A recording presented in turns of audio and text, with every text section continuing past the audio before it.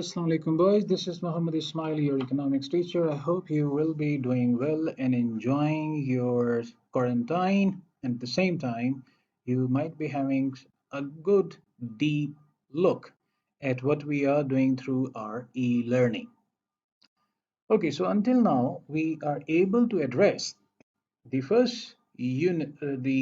first topic of our fifth unit of our syllabus, which is based on living standards. So today we will try to have an overview of what we have done under this topic until now. For example, we discussed that these living standards are mainly determined by two main variables. Number one is the real GDP per head, and number two is the Human Development Index. Through real GDP per head are why we are using the real GDP per head. So let's see. Real GDP mean the amount of goods and services produced. Whereas in simple GDP, it is based on market prices. And market prices do include the indirect taxes, which inflate the value of GDP, and subsidies, which deflate the value of GDP. So, in a way, it means when we go for GDP at market prices, so it does include the inflationary effect because generally the indirect taxes are more than the subsidies. So that is why we did consider and or we are supposed to consider real GDP per head, mean how many goods and services per person are produced in an economy. Number one. So the higher it is, the better it is. And number two, we did go for the Human Development Index. And under Human Development Index, we did discuss that it accounts for not only the GDP, but it also accounts for education and then the quality of life. So, in case of real GDP, we did discuss that what are the components of real GDP. The components of real GDP include number one, inflation. Mean now inflation has a relation with real GDP. What is that? It has inverse relation. For example, whenever the price level will rise or the inflation will rise, real GDP will go down. Then this inflation helps us to compare the change in real GDP or the change in GDP from the base year. So it means we can find on the basis of real terms or we can find inflation adjusted GDP on the basis of base years, which will give us a better idea that how much this country produced or a certain country produced on the basis of real GDP. Then we tried to discuss HDI. I mean, HDI is an index in which we discussed that it does include. I mean, there are few additional terms as compared to GDP, and those additional terms are life expectancy, mean how long a person can live or individual can live. Then education, how highly educated a person or an individual or a resident of a certain country is. Then per capita income, these are used as indicators of HDI. Then on the basis of HDI, we rank different countries from 0 to 1. And all those countries which have a human development index greater than or equal to 0.8, we call them that they have higher human development index or they have higher human development, or we can also call it the human capital in these countries is high. But at the same time, if this indicator is equal to or lower than zero point 0.5, so that time we say that the people of or the residents of this society or economy have lower human development. And now the economic significance of this, it means all those people or all those human who are living in countries with an HDI of zero point 0.8 and higher will be considered having highest possible human capital. It means they will be more productive. They will be having higher per capita income, and at the same time, they will be enjoying relatively good living standards as compared to all those who are residing in the economies with the HDI index less than or equal to zero point 0.5. Then there are some components of HDI which we discussed, and those were based on life expectancy, education, per capita income. Life expectancy mean that how long a person can live, and it does show, I mean, the life expectancy is higher only because of better medication, better environment, and at the same time, prenatal and postnatal proper services. Then is the education. Education helps people to know themselves, and at the same time, it does build human capital. So it means if education is high, definitely, first of all, the HDI will be high, but at the same time, its other implicit benefit will be that that country which has higher rate of literacy or higher levels of education, their residents will be considered to possess higher human capital and ultimately more productive. Then the thing discussed was per capita income, and under per capita income, we discussed that how much, on average, one person of a country earns. Then we try to discuss the advantages and disadvantages of HDI, mean why it can be a better measure of living standard or it can be a bad measure of living standard. So the reasons for on the basis of what it is good, we discussed that it helps to compare development levels both locally and globally. Then the second one which we discussed it was that it does not solely concentrate on economic development, rather it does take into account more social ways to measure human development, for example, life expectancy, and then at the same time, education, etc.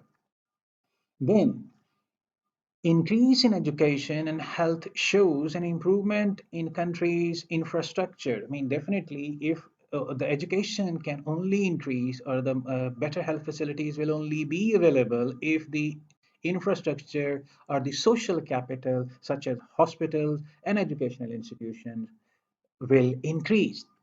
But at the same time, it does suffer from certain problems or disadvantages, which are like it lacks developing countries' data reliability and conformity. It means mostly developing countries, just like Pakistan, its data. I mean, the availability of data, number one. And number two, even if the data is available, its reliability and relevance is questionable.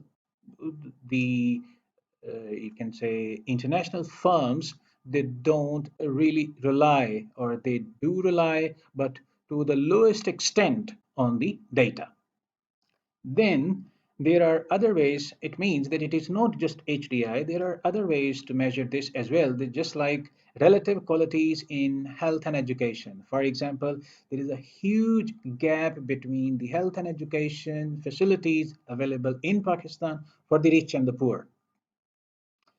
Similarly, there is a criticism of GDP because GDP, I mean, per capita income does describe how much on average, but it does not describe the distribution. I mean, how equally the GDP is distributed, because it is the distribution of GDP which does matter rather the average alone. Being mathematics students, you might be familiar that what is the importance of an average. Average just show a certain figure, but actually, until and unless we do not know that how much is shared by a resident of a society or an economy, until that its economic prosperity or economics well-being is questionable. Then, lastly, we discussed that there is no indication in the index about the access to education for all groups in the society. Just like More recently, I watched a movie in the name of The Inside Job. And in that, they did say that after the financial crisis, there was a boom in the tech firms, I mean technology firms. And then there was a shift in the US from traditional education to technology education. And on the basis of this, the movie concluded that the average cost of education has quadrupled, I mean, has increased 4 times to the cost before that. And that is why average American is less educated as compared to his or her parents or great grandparents. So it means that it is the access to education which plays an important part rather just the availability of institutions. Then we went for the advantages and disadvantages of real GDP. In case of real GDP, it has advantages of that it helps to compare the financial figures of 2 years. For example, if we are trying to find the real GDP in 2019, so then if the real GDP of 2019 is suppose $350 billion for Pakistan, whereas if we take the GDP of 2018 as the base year GDP, so then we can find out in real terms that how many billions of dollars are produced in addition to the base year in Pakistan. So that is why it is a relatively very good measure. And at the same time, it is favorite method of calculation for economists and experts. Why? Because it does take into account the inflation, the quantity produced, and then the prices. I mean, for example, GDP is basically price times all the price times the quantity of all the goods and services produced. So that is equal to your GDP. Just like say it means in a very simple term in case of or in the accounting context we can say it is the sales value or sales turnover of a country. At a country level, it is called GDP, and at a firm level, we call it sales. Anyhow, it does have a disadvantage, and that is its complexity. I mean, it is not that easy to calculate. It means it does include the base year. What is the value of base year? I mean, base year price index. Generally, we take 100. And then it has the other years, mean for example current year, and current year price index we find with the help of or by adding the rate of inflation to the base year. So this is how we find, but at the same time to find the exact rate of inflation, that is also a question. So that is why we call or we say that the disadvantage of real GDP is its complexity in calculation, nothing more. Then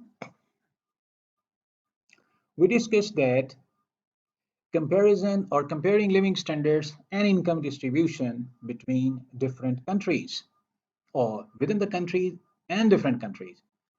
For example, what are the possible reasons for differences in living standards and income distribution within and between countries? In case of Pakistan, we have people who have different income, and that is why they have different living standards. What is which made them to earn different as compared to other people? It is their labor productivity, it is their human capital, it is their education, it is their the family background as well. But then the real question is income distribution, that how much they are able to get. Mostly those who have higher productivity, they get the maximum. So when your productivity is higher, you will get the maximum, and once you get the maximum, then definitely you will enjoy a better living standard. And same is true in case of the comparison between countries.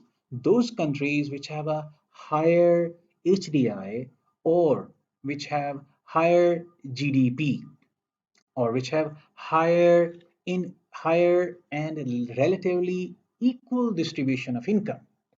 So it means they are getting more even income. And once more people are getting even income or evenly shared income, so it means they can enjoy better living standards or they can afford better amenities of life as compared to the countries where they cannot afford even distribution of income.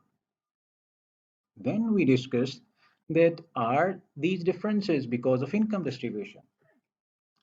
Frankly speaking, the root cause of these disparities in case of living standards is only because of income distribution. And once income distribution is not even or is not equal, it means the taxation system is not properly or is not economically viable. And once these two are not viable, so having equal distribution of income is a daydreaming or wild goose chase. So, yes, these problems are the living standards are different within the countries in particular and between countries in general due to income distribution. So, until and unless the the rulers or the governments they are unable to or until and unless the rulers are not economically and politically educated, they can never have a proper taxation system. And until we do not have proper taxation system, so it is very difficult to have even distribution of income at the same time. Then we tried to discuss, do necessarily residents of rich countries enjoy high living standards? Apparently, we can say yes, but at the same time, at what price? For example, in the wake of this corona, the European countries, or in the European countries, they used to claim that they have the best health system, education, life expectancy. But suddenly, what happened that in these most advanced countries like Italy, like Spain, France, UK, and United States of America, the maximum number of people who are dying, these are from these countries. It means life expectancy over there is questionable when it is tested against an unforeseen virus. So, our response will be not necessarily. For example, in case of these advanced countries, and particularly those which are relying on manufacturing, the environment is very poor. For example, New York, the population of rats is more than the population of human in New York, according to National Geographic special documentary. So, where rats are common, where there is more trash, and where there is more trash, where there you use more or you consume more disposable, you can say utensils, or you eat fast food. So whatever you throw, so they eat. So it means, in a way, the quality of life is, or now we can say, it is poor. So that is why the living standard is questionable. So we need to rethink. It is a debatable thing. So the debate is open for you.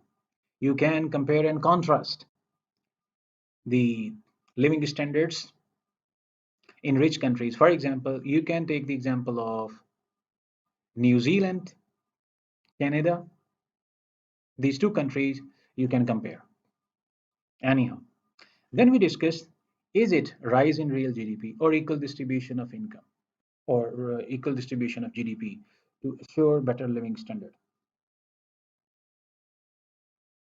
Both seem to be important, but to me, I feel It is the equal distribution of real GDP which is more important as compared to an increase in real GDP.